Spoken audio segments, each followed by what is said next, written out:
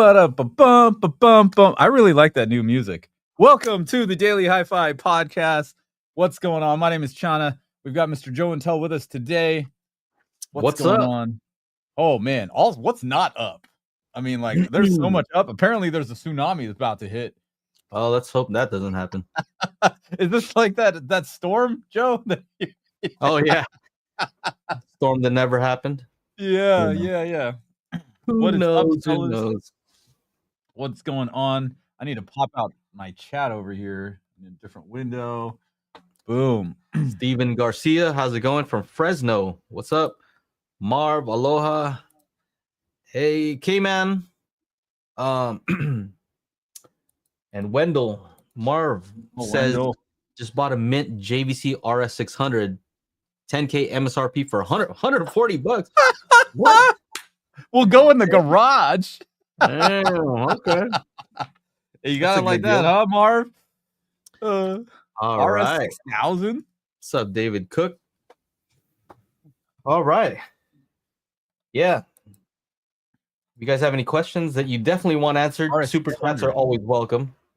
RS600. Look at this guy. But we'll definitely try to answer all your questions because otherwise we're just going to be talking about, I don't know, who knows, whatever is going on. Whatever comes to mind. We don't have a plan. We just hop on every Wednesday and whatever happens, happens. You know, it's like when I DJ, man. People are like, yo, you're set. You got a set to play. I'm like, nah, I just picked the first song and I wing it. And you know who still does that? Cascade. He just did this interview. You remember Cascade? Yeah, he's still out there DJing everywhere. And I guess somebody was going to do a back-to-back with him, and they were asking him, like, beforehand, he's like, what are you going to play? He's like, I don't know. Because usually back-to-back is like, if you and I, Joe, we go back-to-back, you play one, I play one, you play one. So, like, and with this technology that they're still using, which is pretty odd, you have to have all your music on a USB stick. So you have to, like, now, if I say, like, okay, I'm going to play, like, a bunch of, like, melodic techno or tech house, then you'll have, like, whatever you would normally play and a little bit of that to kind of mix and, like, you know, kind of mesh. But if I'm saying, I don't know what I'm going to play, then what are you going to bring? You got to bring, like, everything. Well, it's better like that because you have to stay ready. So right now, I know people are going to ask questions about home theater, audio, whatever, but I feel like I'm always ready. This is what I do all the time. Yeah. Like, if I weren't doing this, I'd probably be in the car doing some car audio stuff right now. So it's not like, it's just, I'm always ready. Now, as far as, like, recent stuff that's, you know, I don't know what's going on as far as, like, recent things that are going on. You know, new movies and things like that. I'm kind of maybe out of touch. How about you? I'm gonna straight up normalize going to the theater by yourself because I had a blast going to see F1 by myself. You liked it? Right. Oh, dude, that was a great movie. Anybody seen too. F1? I thought so too. Throw some W's in the chat. What up? What up, Skylake? How was the sound in your theater? So I went to the Regal because that was the only timing wise, because this was like Friday at like noon. I was just like, you know what? I have some time before things start going on Friday. Let me just, like, I was filming my DJ set that I've been working on for months. And the drone pilot needed to do some test flights. So he was supposed to show up in my house at 5. So I'm like, it's noon. I can sneak in a movie real quick. Yeah. It's Friday, right? And so I had 3 options. And the Pasadena Regal was the closest one. I don't think it was in Dolby Atmos, but the sound was great. It was jacked. It's not like the iPic. The iPic sound not so great. iPic is more like, hey, we're playing pool, we're getting drunk at the bar. No, sorry, we're having a couple of cocktails. Yeah, that was pretty good, and nice chairs, all brand newish. And I got nice Atmos though. That's what, like. I missed it. It's an Aaron mode or what? Yeah, dude. Pro Logic fucking 3 or whatever. You know, here's the thing about the movies. If you don't see it right away, because it was like F1 and then Superman came out the next week. So if you didn't see F1 in IMAX or in Dolby, then Superman went in next week and took all those slots in those theaters. right? And then the following week, the Fantastic Four. And then now this week is what? The Naked Gun. So I don't know if that's gonna be Amos, but there's just boom, boom, boom, boom, boom right after another. Yeah. But I had a great time, dude. It was an enjoyable movie. The sound was good. It was jacked up. It was actually kind of loud. I felt like I was at your place, and I'm like, turn this down a little bit. So, I also found out if you're on the like monthly service for Regal Theaters, like $26 a month, and you got unlimited movies, all over, all Hey, across the country. I'm like, shit. that's If not you bad. have to Hey, go to you got to go to 2 movies a month to pay for it. I'm like, hey, fuck it. if I figure, look, if you're like if you're single and you're dating, you can just get one of those and just be taking them to movies, watch the same movies over and over. You know what I mean? Just go to the Yeah. same spot, different person. Have a Fred, rotation. Fred's question: do I actually like F1 the sport? I'm like, you know what I really like? I like driving simulators. Dude, you should have seen what I had in Mammoth. I had like the fucking chair. I made a Don't talk, YouTube video about it. I had bro. the chair. Don't talk to Fred about that though, because he'll probably be like, Back wheel, you know, with the shifter. Fred has a steering wheel that'll probably break your wrist. Like it's one of those crazy like ones. that, huh? Like it's Yeah. so strong it'll probably seriously injure you. Yeah. I don't know. He seems like he's into it. He has the VR. That's probably where it's at. VR. When I went to the PlayStation Experience years ago, they had like 8 people racing Gran Turismo, and they all had their like pods, and they all had VR goggles on. So they're all like looking around, you know. That's what makes it feel real, because like you look where you're going. You know what I mean? Yeah. Or you're going straight and you just look left. They're like, where's that? Who's that guy? But get off me. Get off me. Yeah. Gotta look far. Yeah. No, I'm down with simulators. I think those are super cool. Yeah. So I haven't I don't done necessarily something like that in a while. I don't necessarily follow F1, but you know, I know the whole driving line thing. I know all that stuff. So it was cool to watch. I did drive on the track a couple of times, my S4. I know, Joe, I seen your videos of your M3. Yeah. I also, for one of my birthdays, I drove what is it called? NASCAR. I got to do a NASCAR experience thing. My ex got that for me for one of my birthdays. I was like, I got that thing to 140. It's scary, bro. That wall's like right once you come out of that turn, that wall's like right there. Yeah. And then one of them, the sun was like just like totally blocking your vision. You just gotta have to like guess a little bit. Oh, yeah. No, the good thing is when you start scaring the other people who are having the event. You know what I mean? Like they had this thing where you could rent out a Ferrari and like different cars. Yeah. And I was taking it. I'm like, oh, this feel pretty comfortable. So I was taking the turns pretty fast. Like, hey, slow down. I'm like, I got it, bro. I'm not out of the track. I'm good. So yeah, F1. You know, something that I've been seeing a lot. Just to give you an example of how I'm always into the audio thing. It's not. It's never off. You know what I mean? So a lot of videos have been popping up about people trying to simulate the F1 sound in various cars, because you know it has a distinct sound, like right, yeah. And some of the exotics kind of have that sound. You know, V10s usually. Yeah. The V10, and the whole thing is there are people on YouTube that are trying to figure out how to replicate that sound specifically. And I think it's interesting from the standpoint of just the acoustics and psychoacoustics. It's a little different because they're pulses and not sine waves, but they're trying to figure out how to get this particular tone out of the engine. Imagine this thing's exploding, you know, a bunch of times a second, and you're trying to make sound come out the other side. So I think it's really cool. You know, they're trying to figure out what it is. Is it the equal length headers? Is it the I guess all the pipes go into this one thing. Is it like the angle that comes in? Is it the size of the pipes? They're trying to figure it out. But I think it's super cool because if you think about it, like, wouldn't you like it if your car sounded like that? I don't care if I'm even going fast. I just want to just be making that sound.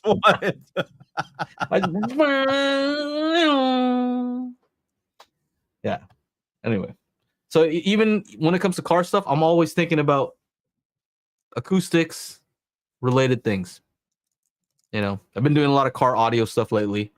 So I had a guy come by and it was like, I call it stage 2. The first time he came in, kind of just Stage 1 is just, you know, upgrading the head unit. Stage 2, exactly. So you're gonna be like one of those. You're gonna be like a Gretty, like it's a stage 1 magic MB. You know, stage 2, stage 3. You're gonna do it like that. That's gonna be hilarious, bro. Well, it's more like, how much time do I spend on this thing? Because I can get a system sounding pretty good just by basic stuff, you know, getting a good target curve, having good time alignment. But, you know, the next level is like, you know, how much more time do you want me to spend really, really fine tuning this thing? And so this guy came in, and he has a competition this weekend. So I'm hoping he does well. So it's kind of like, I'm not going to be there. So because I tuned this car, I kind of feel like if he wins, then I win, you know? Yeah. Here's the yeah, of course you're gonna win, dude. Like that's your shit. His so car won. Here we go. So it's time. Anybody who's in Redlands area. Redlands, you know, that sounds a little far for me. Dude, you Pasadena's far for you, bro. Redlands? No, where's Redlands? You know where Redlands is? I know where Redlands is. Hell yeah, it's fucking east. It's way out there, dude. Who lives in Redlands? What's that? Doesn't what's his name live over there? Who? I don't know. I thought what's his name?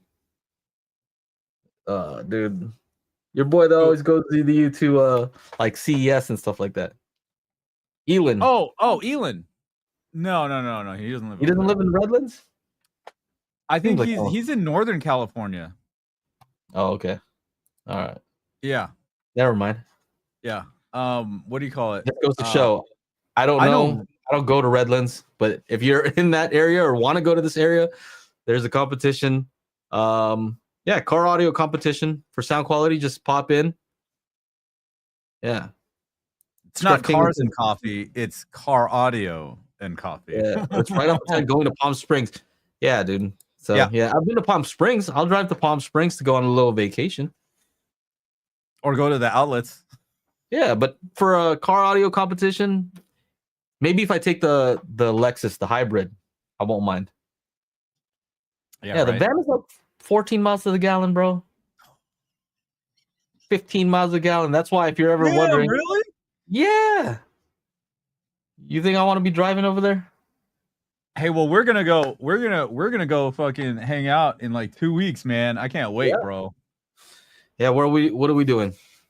In 2 weeks, we're gonna go Cosm. 2 weeks exactly. Will we have time for the show? We going right after the show? I don't even know. I don't know. We'll figure it out. We can do the show on location. Oh, somewhere. Reading. Oh, okay. Reading's is a different spot. Yeah, Reading's a different spot. Who says I'm near Reading? Who's Skylake Pro Cinema? Who's Skylake Pro Cinema?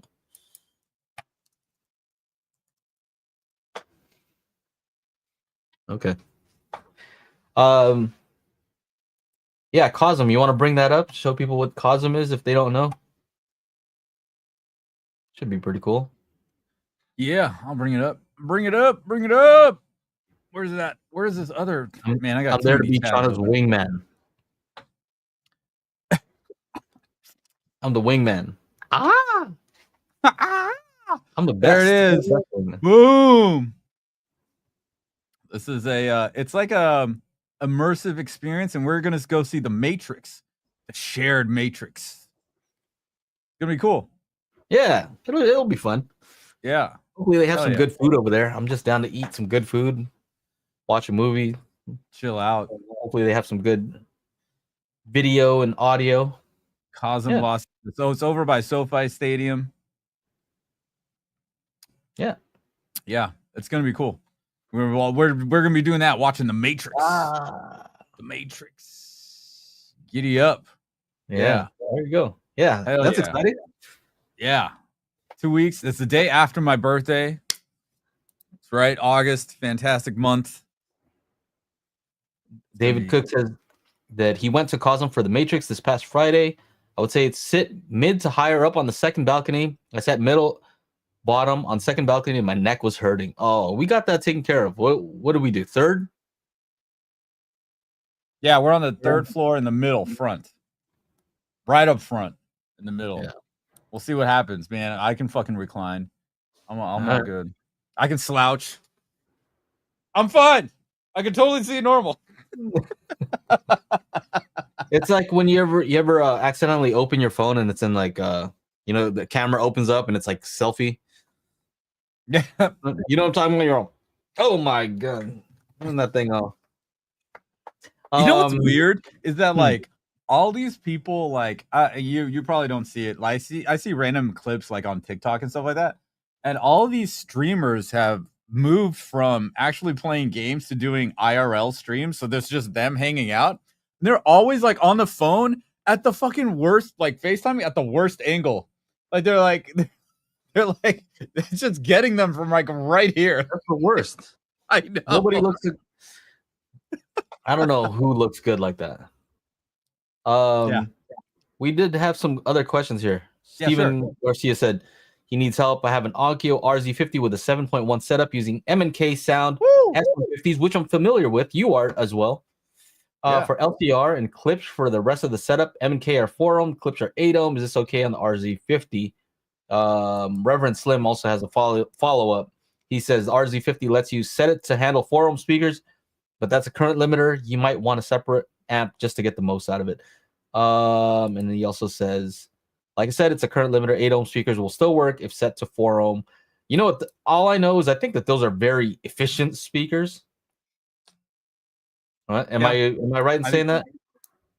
Those M&Ks, one of the 3 tweeters. Is that it? Yeah. Let me just look up some stats because I don't remember. I had them in for review, but I don't remember exactly. Yeah, they all seem like higher sensitivity. You know, you kind of have to. Yeah, 92. 92. Yeah. Yeah. 3 1.5 inch soft fabric domes, 2 5 1/4 inch fiberglass, 92 decibels. So you probably would be okay with the RZ50 by itself. Like Reverend Slim says, set it to 8 ohm so that you're getting the full amount of current. Otherwise, if you set it to 4 ohm, it's going to cut the current output. Yeah. And I mean, at the end of the day, they're pretty sensitive. I would definitely. And also the other thing is that those speakers don't play very low, so you're going to use a high pass crossover. Oh yeah, you definitely Yeah, I think really I always say I don't think people really realize how little wattage they're using when they're using a crossover. You know, you cross it over past a certain amount, you're probably not putting out as much power as you might think. You know what I mean? Like, what do you think the power handling of a tweeter really is? I mean, their shit says like 25 to 500 watts. That's a large thing. But like most tweeters, if you hit that tweeter with anything even close to 100 watts, that thing's gone. Oh, that thing's gonna get fried. You know? Yeah, but you know, it's being distributed by all the like, you know, what do we have? Five speakers on this thing. Well, the thing is also that tweeter's probably crossed over at 2K. Yeah, usually. 3K, so is there a tech spec situation here? Yeah, you're not putting a lot of power. And so what are the specs? 75 hertz is on the low end. Yeah, that sounds about right. Yeah, because they want you to. I mean, it's THX certification, so there you're gonna put. I think it says right here, certified by THX Ultra. So that means you're going to be having a sub crossed over at 80 hertz. That's it. Yeah. Just figure out, try it first before buying an external amp. And I'm not against external amplification at all. I'm supposed to be reviewing this new OSD 11 channel amp, and I'm all for it. You're against the weight and the amount that. Well, it's not free for everybody else. You know what I mean? When you go, you have to spend money to buy these things. What I would say is, try it out first on your AVR. Listen and see, does it get loud enough? Do you hear any sort of like distortion? Does it sound like the amp is struggling? Is the amp getting super hot? Just look out for it, because if you're happy with it, then you can save yourself a lot of money just by using the external amplification or the internal amplification on that Onkyo, because most of the work is going to be in the subs. You really need powerful amps when it comes to the subs. Yeah. Just my thoughts. But I'm not against external amplification if you find that you need it. If your system can't seem to handle it, if it goes into protect mode, if it just listen out for distortion where it sounds like it's kind of being strained. Yeah. Aaron Skylake says, Aaron, thanks for doing the Lord's work. He just did a new video about amplifiers and whether amplifiers sound different or not. Thought it was excellent. He went for the a little bit clickbaity, which is good. He did the YouTube thing. He could have said said something more technical, but he put it out there like, yeah, amplifiers sound different. And of course, audiophiles are jumping in. Of course it does. Of course they do. We've been telling you this for the longest time. Yeah, but then he provided measurements. Of course. I mean, you could tell me all the time until you're blue in the face about it, but unless you have any measurements, there's no proof. It's just some anecdotal experience. Well, in my experience, the tube amplifiers are more warmth. And the funny thing is, I watched the video this morning, and he breaks it down and kind of simplifies why you hear that experience, why you hear a difference. And it's actually something pretty simple. It's like more simplified than people might think. But yeah, audiophile folks who are just all about how the app sounds, this and that. I don't know, man. If I were me, Aaron has like a little comment right below it that says, I would prefer an amplifier that doesn't do anything to the sound. And if I want to change the sound, then I'll use EQ. Then at least I know what is happening. I know what I'm doing. Yeah. I can change it however I want. Why would I want an amp that has its own kind of EQ that's dependent on which speaker I put in? Then it'll have its own EQ. Joe, how? Do you know why you would want that, Joe? Because you can spend all kinds of money and time tinkering to get the right sound. Because I gotta get my signal flow from my phone to the speakers, but we got to put it through a coffee mug and then a clear glass and then some trail mix, and now it sounds like perfect. And who knows, maybe you're actually getting the exact same sound that if you just plug the fucking phone into the fucking speaker to begin with. Yeah, but at least with an EQ, you know what's happening. Right? They're just using, it's kind of like they're messing with the wrong sliders, the wrong switches. It does make a difference, but why would you choose that thing? Here, I'm gonna dismantle this. It kind of reminds me of like somebody who's like real out of shape. Right here. Here's my here. This, it's gonna make it sound good, real good. It's gonna sound real good, right there. Mm-hmm. This is it right here. You know how like some people like, this is totally not a good example, but it's the first one that came to mind, so I'm gonna say it. And it's just like, how some people, they try to dress like super nice, like they'll buy expensive expensive stuff to try to look as good as possible, but like they're really out of shape. You know what I mean? You know what makes you look a lot better? To be in shape.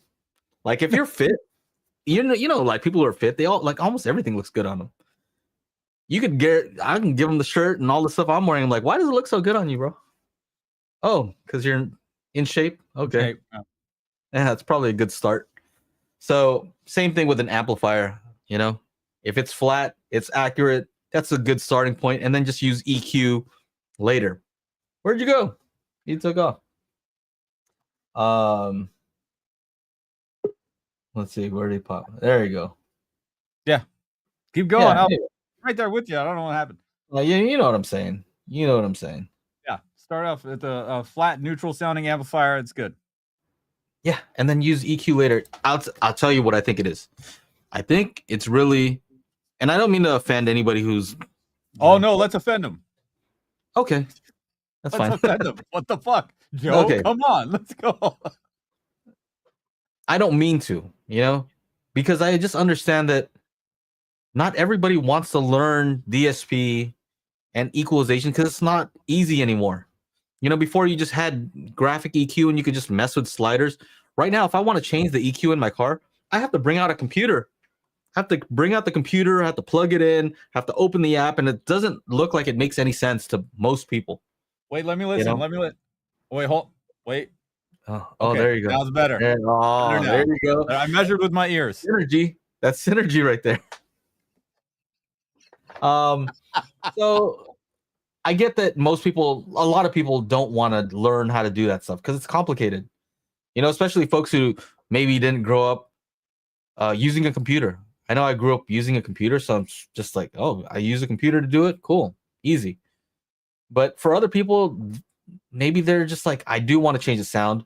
I don't want to use DSP, so let me change out the amps. Let me get cable risers. I don't know, whatever stuff that they do. Let me get a new DAC. You know what I mean? That's too bad. The problem is you waste a lot of money doing that. It's not the right answer. What else? Yeah. There's a lot of comments coming through here. Does XLS 2002 have auto sensing? What is that? Does it turn on automatically? No, I don't think so. But what I did on my Crown XLS amplifier is you can get a power strip that turns on all the other power strips when, you know, whichever thing turns on. So for me, it's if the AVR turns on, which does have auto sensing, when that turns on, then it turns on all the other amplifiers that are connected to it. So there you go. And it does the same thing. When you turn it off, the thing turns off and you can kind of set a delay on it. And they're cheap. They're probably like less than $30 for one of those power strips. If you want an affiliate link, I can give you one of those. I gotta find it though. I gotta find it. Woo! What other questions we got, Chana?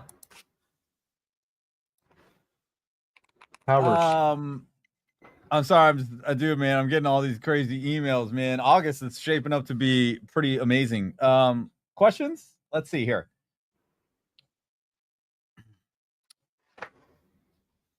Where's Aaron?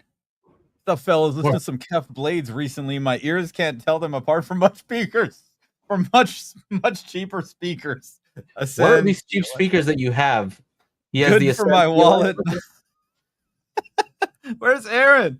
Aaron, we got to have like a bat signal, like an Aaron signal, right? What could it be? Like maybe just a measurement graph. I don't know, in the sky. Just bring up his website; he'll pop in.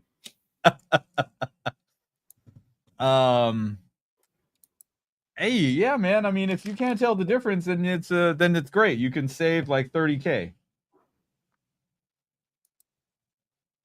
I think that's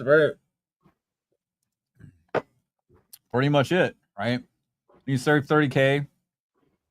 They look great. I've only heard them in a shitty space, so I can't really comment on how well they do. If Aaron says they're the best sounding speakers he's ever heard, I believe my guy, right? Yeah, it's probably true. Yeah. Did he measure them? I thought he said he measured them too, right? Yeah, he did. They're crazy. That's right. I think I saw that. F Blade. Get link. All right, here's a link to this power strip. Boom. Affiliate Power link. strip? Yeah. Who's talking about a power strip? Remember I was talking about turning on the amplifier earlier. Oh, right. So it looks like, see if I can share it.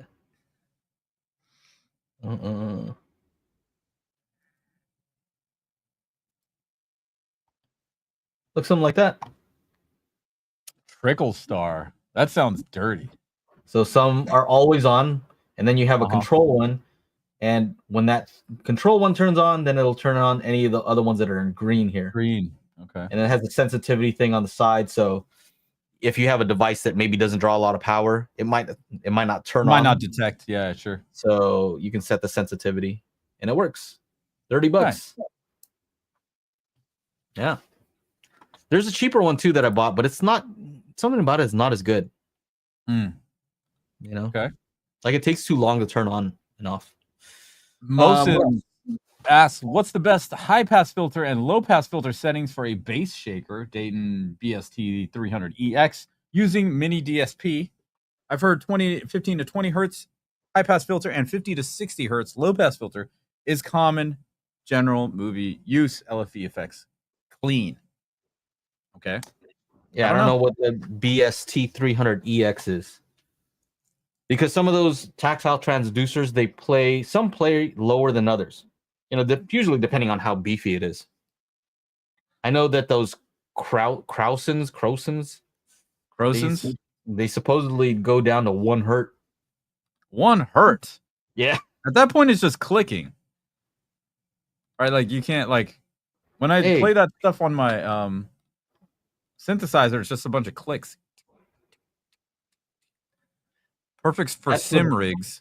Is that the one, BST 300EX? Because I actually have that. Oh, no. That's the wrong one. My bad. The BST one. Here. That one doesn't play very low. Here it is. Okay. This doesn't play very low. Is that what you said? Well, the other one that I had, I think it's, I don't know, maybe the other smaller one. Oh, there you go. 7.25 inches. Wow, that's pretty big. See the difference? Yeah. So I think that's a decent starting point. The ones that you said, 15 to 20 hertz, and then 50 to 60. Usually I would want to cross it over like lower, like 30 hertz and below, because I have subs all around me. I can get tactile bass, you know. I unclicked this. Can you see this Amazon page here? Yeah. I unclicked measurements expecting there to be a graph, and it's the dimensions. Look what you guys have done to me. I'm like, expect them checking out measurements. This is so weird. Yeah. Usually I like to do 30 hertz and below for those. This guy got it on his computer chair? Oh, nice. What the fuck? Oh, that's pretty big.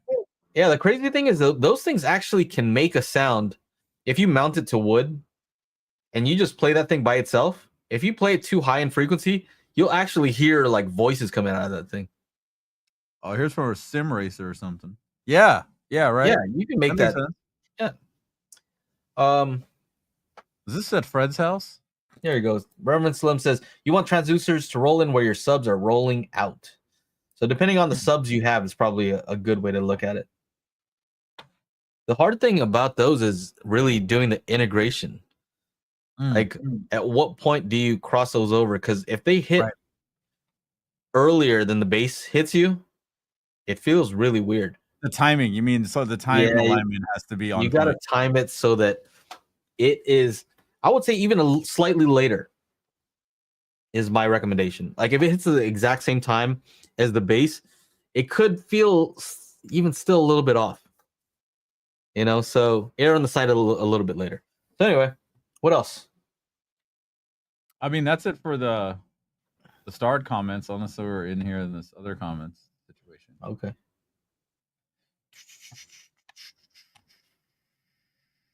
Let's answer some more questions here.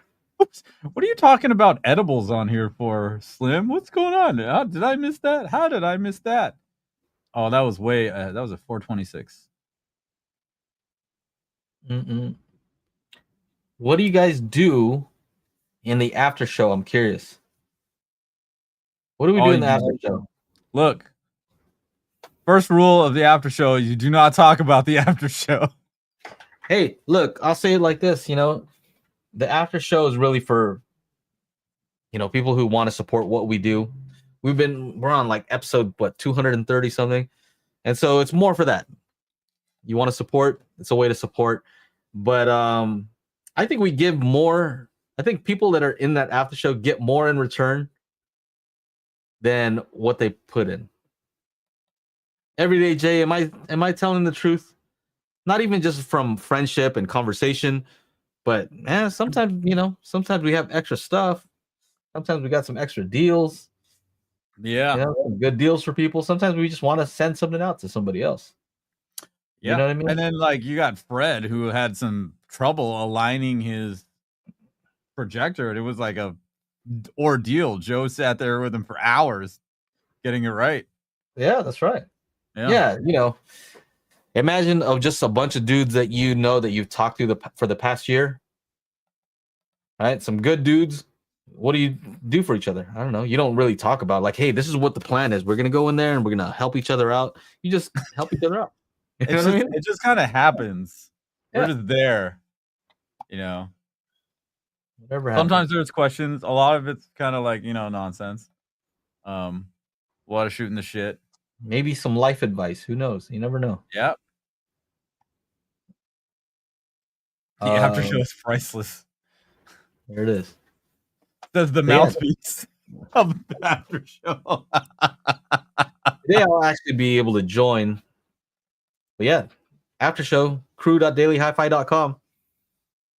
You'll be able to join. And it's not just the after show. It's also you get into the Facebook chat, which is happening all the time.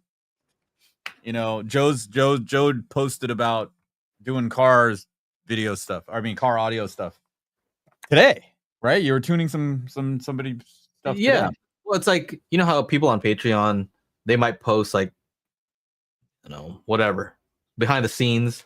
This is like seriously in depth behind the scenes, like everyday stuff. Like, what are you doing today? So yeah, if you want to know what we're all doing on a regular basis. Aaron was crying about something earlier. I mean, every day. I got hooked up from each of the... Yeah, there you go. We all help each other out. That's all. Joe XLS amp does have a trigger output, so it's aux connection at the back, which you can make into a trigger port. Bit fiddly. Okay, I believe you. Pins 1, he continues. Pins 1 and 2, sleep control via contact closure. Pin 3, status signal, low voltage logic. Not a typical 12-volt trigger port, but can be adapted with a relay. Sounds like you know what you're talking about, man. You lost me at hello. I don't know what. All I know is that power strip that I told you about is $30. There's another one that's even cheaper. That's like, let's see if they still have it for sale. No, it doesn't look like they have it anymore. But $30, you know, $30, and I don't have to worry about relays and wiring stuff up. To me, it's worth it. And it actually saves energy on other amplifiers that I have connected and other things that I have connected. Like I have a mini DSP. You know, I would like for that to turn off, but there's no trigger sensor on the mini DSP either.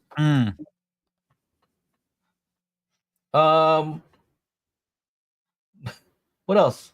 I'm trying to look through here and see what you guys are talking about.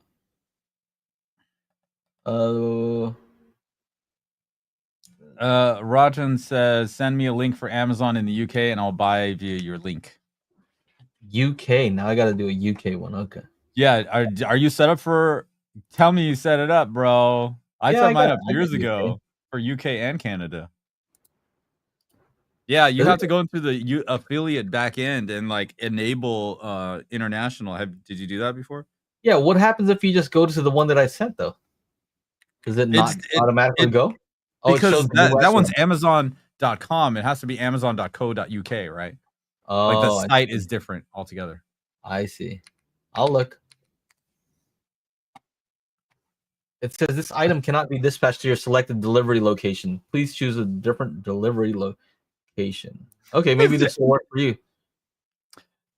Jay, Chana got me into a VIP event where I almost met my future ex-wife. That's right. That's right. I did get Jay into TCL event. I happen to be DJing that day. So whoever sent that thing about the UK one, don't worry about it. I'm not worried about it. If you can find it, Trickle Star, you have the info there. Just buy it. You don't have to use my link if you don't need to. Don't worry about it. It's all good.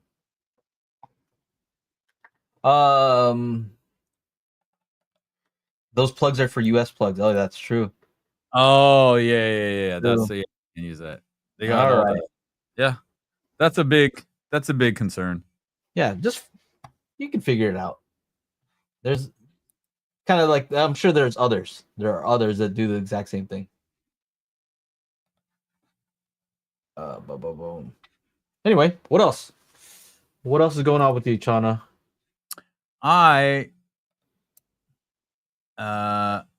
Boom. Yeah. I just finished filming my DJ set here in the backyard on Sunday. That was a lot of fun. It should be going live on Friday.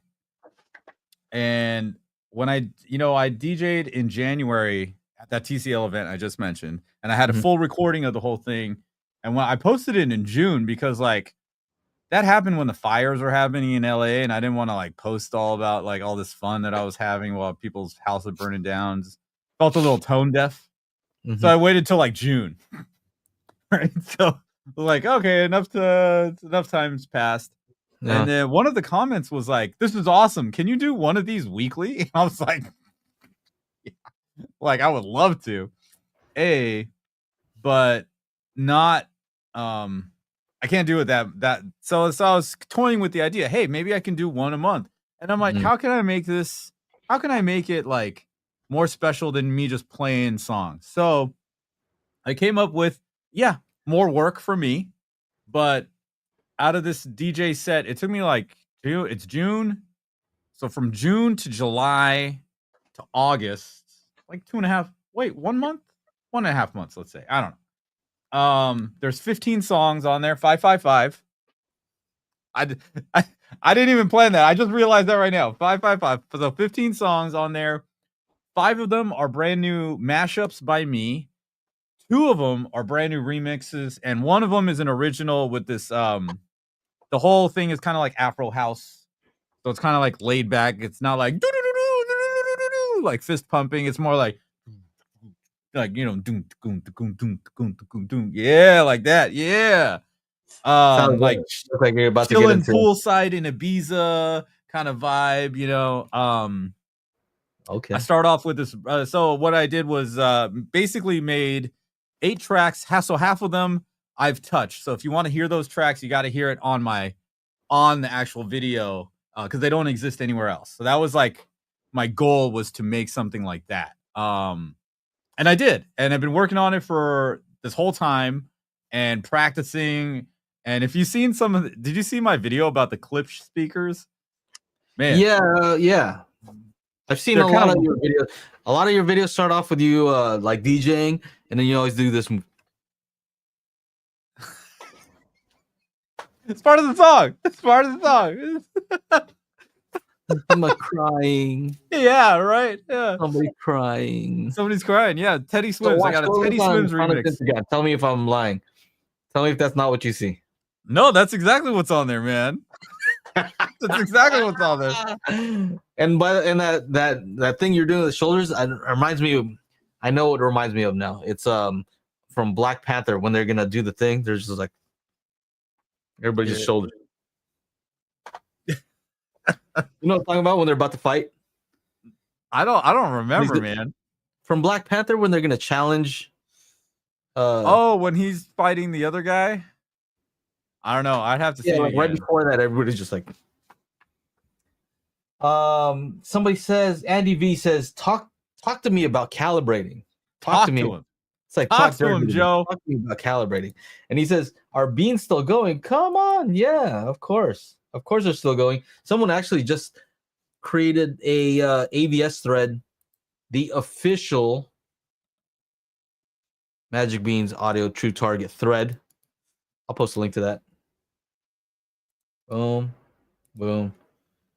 So I hesitated to do this just because I don't know. Sometimes people are weird on forums, you know, and also I don't know. I don't want to like do like self promotion on a platform that's not mine. This seems like it's bad taste. But if somebody else wants to create it, I'll pop in. I'll answer some questions here and there. You know what I mean? Like for example, what's weird is somebody mentioned it on Dirac on the Dirac Live Facebook group. Oh yeah. I was sending screenshots. I'm like, hey, they're talking about Magic Beans. Yeah. But the thing is, so somebody mentions my app, but then there's like a lot of misinformation from other people, like, oh, it just does this and this. I'm like, actually, that's not how it works at all. You know, so of course I want to go in and I don't know if it's defend myself but just kind of correct people when they're saying something that's incorrect. You know, they can not like it. They can say whatever they want. But when you say something that's strictly just straight incorrect, then I want to go in there and say, no, that's actually not how it works. It does this, this, and this. If you don't believe that, if you don't like the idea, then that's okay, you know. But this is exactly what it does. Looks like Andy saw that. So I kind of feel the need to go in there and say, you know, correct people when they're wrong. But it took a while for them to approve my Joe and Tell account, and then I don't know if they even allowed like the comments that I made, because one of the comments is just basically like, if you have questions, go into the AVS forum thread. I don't want to take over this Dirac thread, because that's actually what happened on the previous Dirac thread on AVS. Somebody mentioned it, and then it just kind of started taking over. Match beans back and forth, and I'm like, I'm not trying to do this, you know, just answering questions. So anyway, somebody created a new thread dedicated to Magic Beans. There you go. And yeah.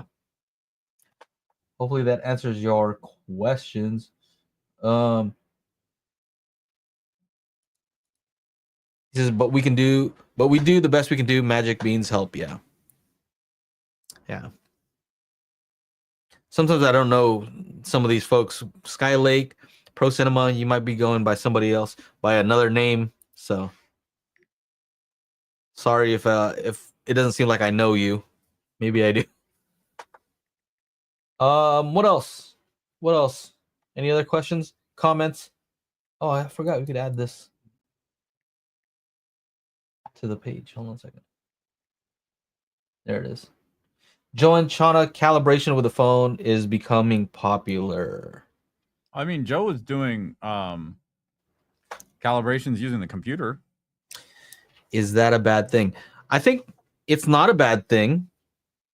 It's not a bad thing if you're doing it the way that we're doing it, which is plugging in a U mic to your phone.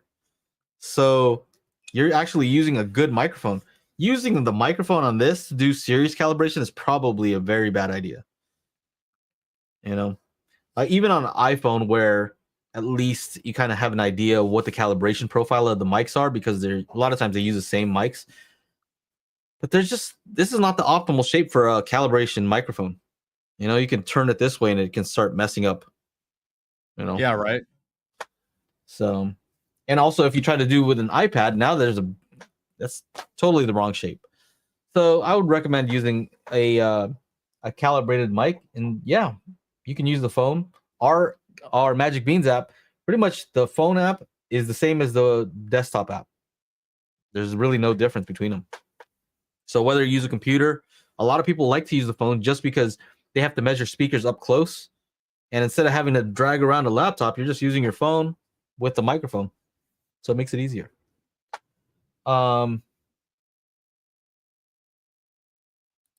Use the 90-degree position. I wouldn't, not for Magic Beans. Don't use the 90-degree position for Magic Beans. Yeah, no, don't do that. I mean, so with the Dirac, Dirac will tell you to use the 90 degree, and I get why Dirac says to do that. Like it does that when you're using a U mic. Like I did it here in the studio with the AV10. Right. However, when you're using Magic Beans, you need to measure that thing straight up. Like the speaker, like right. Like where's my shit? My shit's not here. Like here's the speaker and here's the microphone. The trail mix microphone needs to point directly here. This is the speaker. This is the speaker. Where's that stupid thing? There. And so Joe's got to measure it straight on. Like this. Yeah, like that. Straight on. Yeah. There's a super chat too. Thank you, RP, for the $5 super chat, by the way. Thank you. He's got a Denon X3800H 11.4, but 13 speakers, leaves as 734 or possible 536 with surround back and surround back off. External amp XLS 1502. 13 speakers. Leave as a 7.3.4, possible 5.0. Surround and surround back off surround channel. If you're asking, can you use the XLS 1502 to set up 11 channels? Yes, you can. If you wanted to do 13 channels, you'd have to step up to a different receiver. I don't know what the question is, actually. Yeah, I'm a little confused as to the question. You have a 3800H. Okay, so, but you have 13 speakers. And you want to know which configuration. He has 7.3.4 right now. Or he could do, basically, it looks like he has 7 ear level and 4 heights. Or he could do 5 ear level and 6 heights. What do you like? What do you like between those two?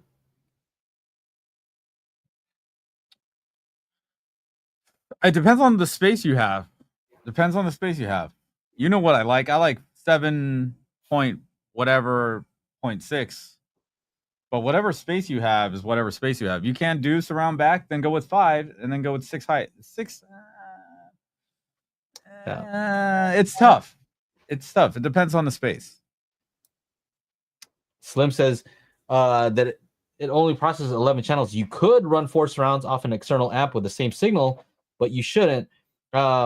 That's something that you do when you have like multiple rows of seating, where you have like an array. Yeah, array mode. You know, I definitely not something I would recommend if you don't have, a large space with multiple rows of seating.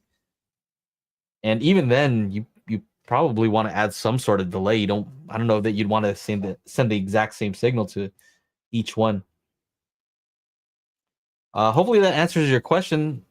Let us know if we didn't. But thank you again for the super chat. I was thinking about this when I was in the theater. I was like, damn, all these speakers are like way above my ears. And you know what? I was okay with it. You know why? That shit was loud. And if I was like in like the middle of the amphitheater seating, dude, I would not want to be like ear level with those fucking speakers, bro. And the other thing is, in a theater, they're so far away that angle is probably not as an extreme of an angle as you think. You know what I mean? Because this wall is so far away. Yeah. The angle from like, if it was ear level exactly to like how high they are, is probably not that extreme. That's all I'm saying. Look at what RP said. Off to buy the 6800H. There you go. That's awesome, one way to fix it, huh?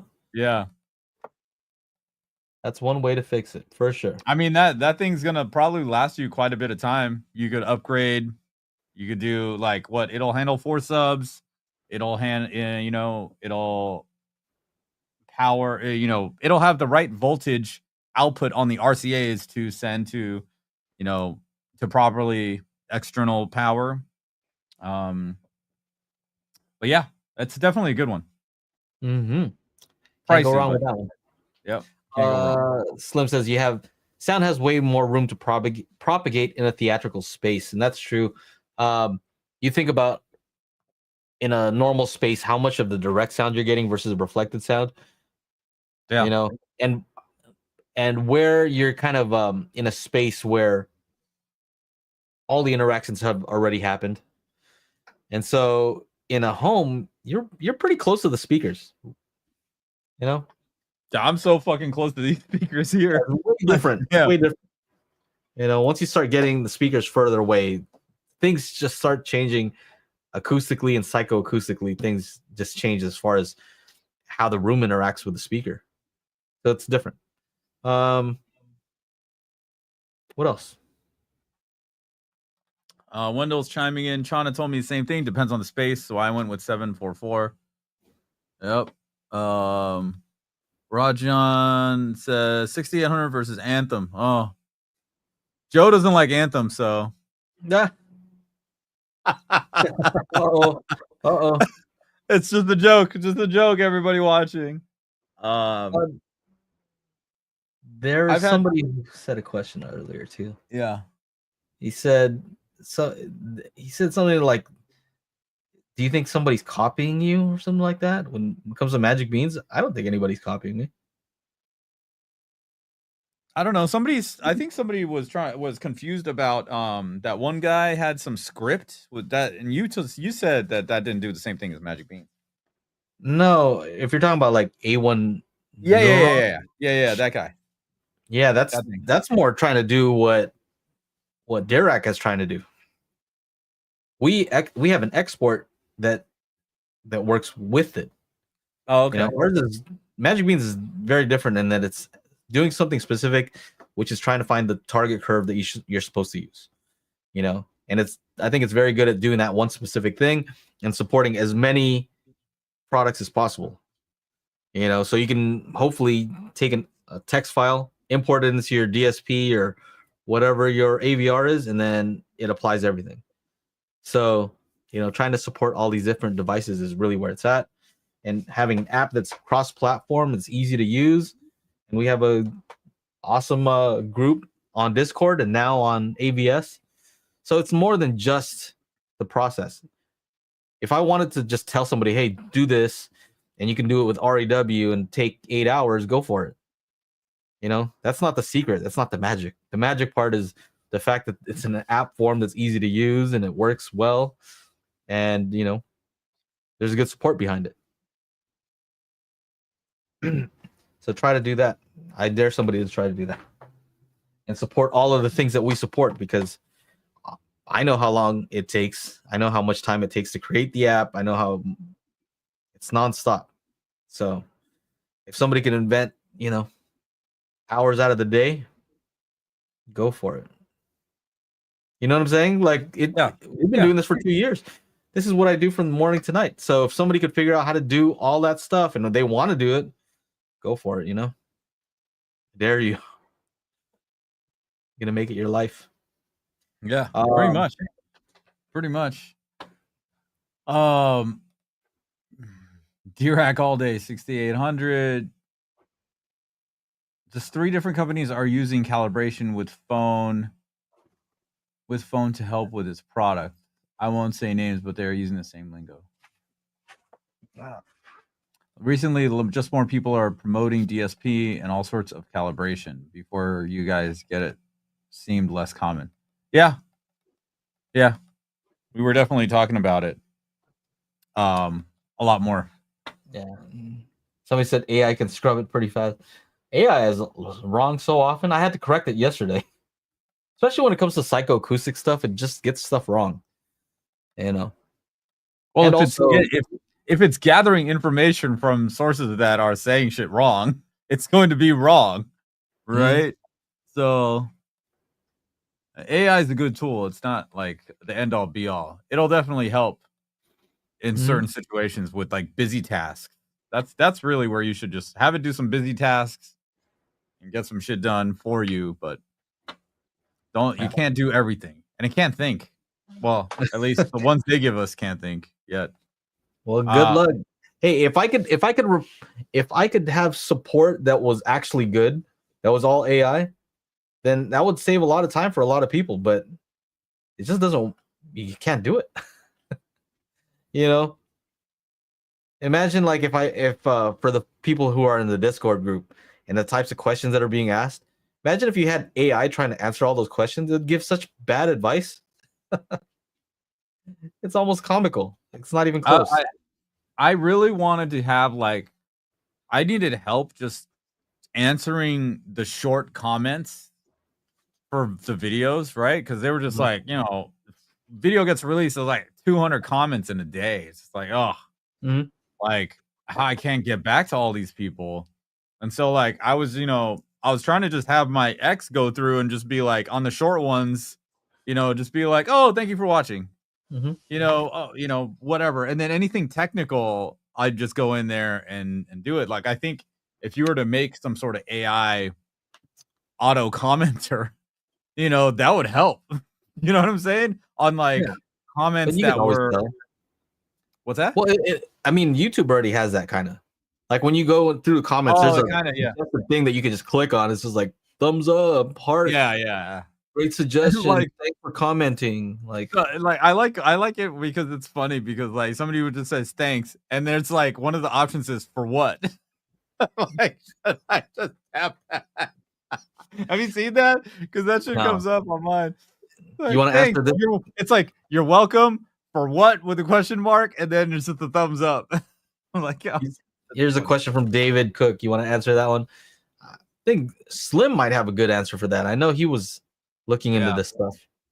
Saying the YouTube review saying the peak noise and sweep tones on the spatial audio calibration toolkit differ by 8 to 10 dB. Is that accurate or could be a playback issue? What are they? They're talking about what specifically? Like different channels? Here. It's like the reviewer measured pink noise around 75 dB, but the sweep tones from the same disc played back closer to 83, 85 on the same system using REW and an SPL meter. Which reviewer was it? I mean, you're not calling anybody out by saying I'm just curious because that's a weird way to test it.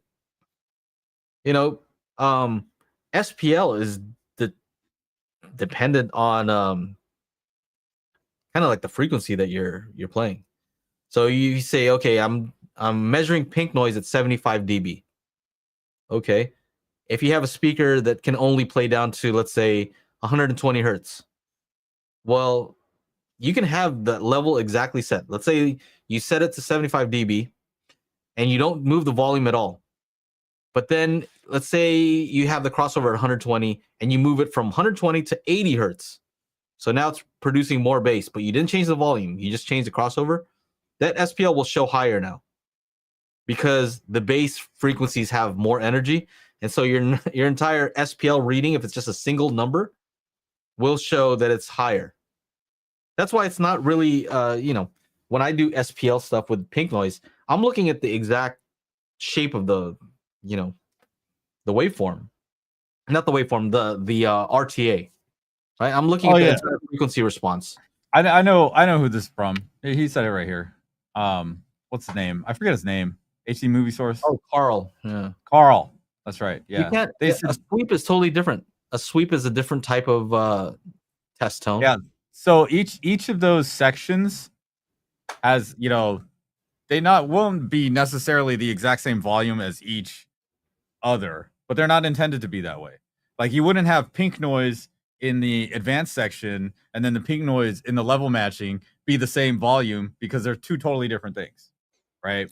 The tones that we use for the crossover point section, totally different, and you wouldn't even when it comes to like level matching. So we have a level matching section that uses pink noise, but that is bandwidth limited where it's only playing from 500 hertz to 2 kilohertz. And the reason that's done is because of what I just said. You might have a speaker that can't play, you know, down to 80 hertz. And then you have another speaker that can play down to 20 hertz.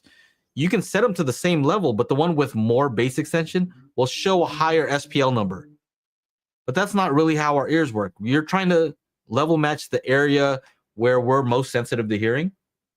So from 500 to 2 kilohertz, that kind of covers the general area in the middle. And that's what's important when you're level matching. All right, so that's section specifically for that. There's another section on our disc that's the pink noise section, which is also pink noise, but it's full range pink noise. So that is not appropriate for level matching because a speaker that has more range will show a higher SPL, even if that range between 500 and 2 kilohertz is the same. The one with more bass will show a higher number. So yeah, and that's the pink noise that's used for Magic Beans. The periodic pink noise. And since this is on screen, make sure you go pick up the Spatial Audio Calibration Toolkit at spatialcd.com. Don't forget to go to magicbeansaudio.com. Pick up Magic Beans Audio. Calibrate your system. Get the most out of your home theater. There's my shameless plug. Yeah, no. There we go. Makes sense. I actually checked the Discord to see if there was any clarification. Let's just put it this way. They're just totally different reasons to use each one. A sweep, I would never use a sweep for any type of level matching. So the fact that even, like, it's not even relevant. You know, the fact that the pink noise is a different level is not even relevant because you wouldn't use that. It's not the right tool to use for SPL, you know, for level matching. You'd use a sweep for, you know, taking a measurement, frequency response measurement. You'd use it to get a phase measurement. You'd use it to get an impulse response if you have a timing reference. But for levels, no. That's not how I'd use it. What else? I think we should get going. 5:10. We have some questions. Questions. What do I have to do today? It's Wednesday. I feel like I have to eat and do the after show. I feel like I got a lot of stuff done in the past like week. Oh crap.